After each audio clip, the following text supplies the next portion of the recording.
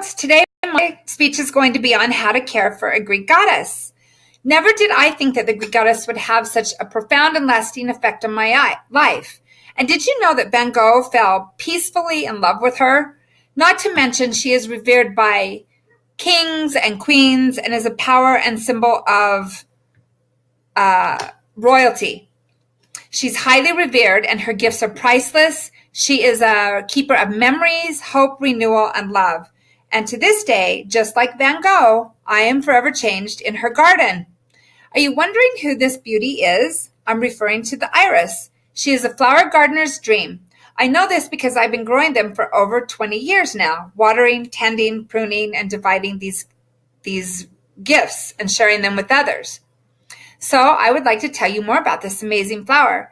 Number one, first, why an iris is such a good investment, along with some helpful tips on how to care for an iris. Secondly, I will mention an interesting myth and some fascinating historical facts.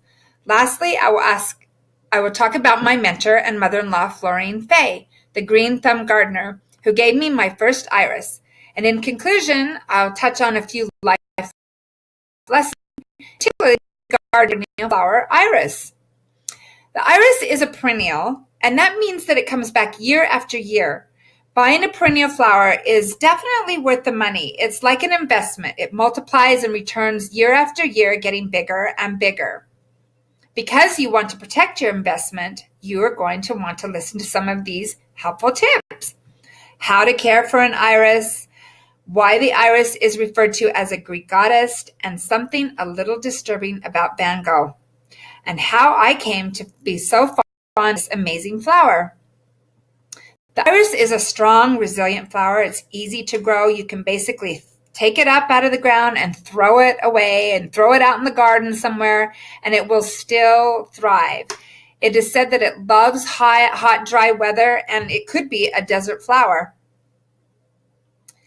It is a gardener's favorite because it loves sunshine, it's very versatile, it's beautiful in color, it fills in empty spaces in a garden, and it's just perfect to add to your other perennials in the garden. Ray Allen, founder of theamericanmeadows.com, is one of the most respected online retailers of flowers and flower seeds, but his expertise is in gardening irises. He knows quite a bit about them, and he wrote an article called All About Irises. And in this article, he gives some very simple basic facts on how to care for an iris, such as how to plant an iris, how to divide an iris, and when is the best time of year to do that, mulching and how important that is for retaining moisture in the soil, and how to fertilize and when to do that, and to look for cautions to be aware of so that you can get the best growing results. You too can have a beautiful iris, a beautiful, healthy iris, by following Ray's helpful advice along with my own experience. Irises prefer their roots, which are called rhizomes, to be only half buried. You plant them in small clumps, a few inches apart. One common mistake that people make is they just bury them too deep, and then they won't bloom. They just are a plant without blooms.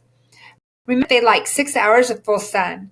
When dividing or digging up the roots, which are called rhizomes, do it with a sharp knife. This is easy because they aren't deep in the ground, and you do this after they bloom. The blooming time is over, usually probably in the fall.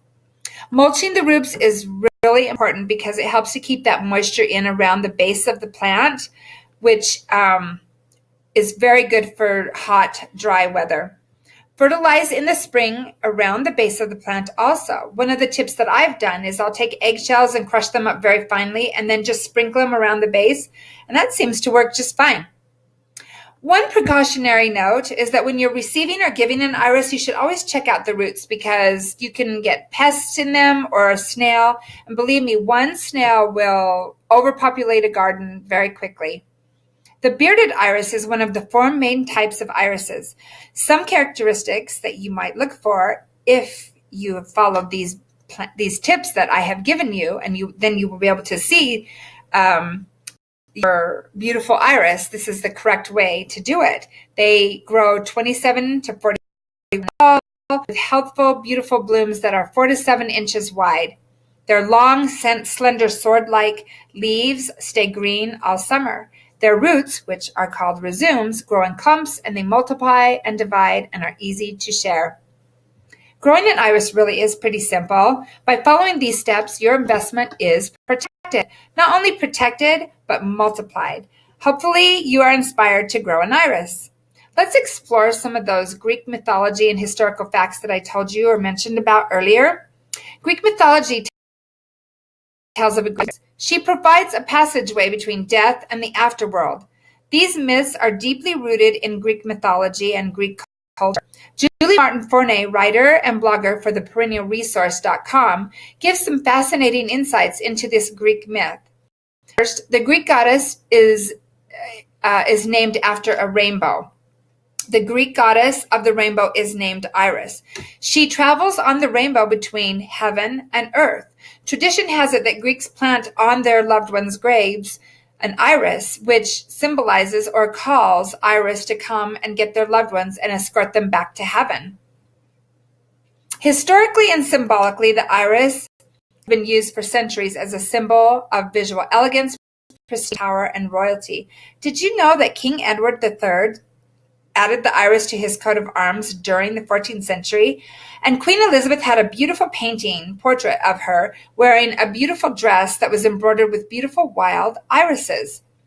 An iris can also tell fascinating stories through art. Now here's that story or that interesting fact that I was going to tell you about Van Gogh. He painted a portrait or a painting of blue irises, and it sold for over 35 million. Why do you think that is? Perhaps because he painted it in a most desperate and vulnerable point in his life. Looking carefully at this painting, you can see a gentle portrayal of these blue irises. And maybe this is why he found some peace in his life, was through painting and through this beautiful blue iris. Van Gogh did a lot of self-mutilating and was hospitalized countless times in his life. Eventually, he was the one to choose to go and enter into an insane asylum. While he was there, he painted over 130 paintings. In the first week that he was there, he painted the beautiful blue irises. He used the gardens around the asylum as his visual for painting. So far, what we've learned here today, it is obvious that throughout centuries, the iris has been a very important role in culture and history. All this from a seemingly very common and simple flower. You may never look at the iris the same again. Now, my favorite subject, the green thumb gardener, my mother-in-law, Florine.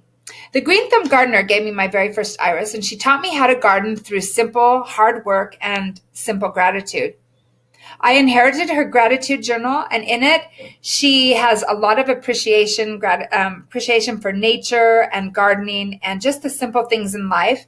She had 1,545 quotes or gratitudes that she had written in there. For instance, I'd like to share with you some of them. Number 140, grateful for the tools that I have to work in my garden.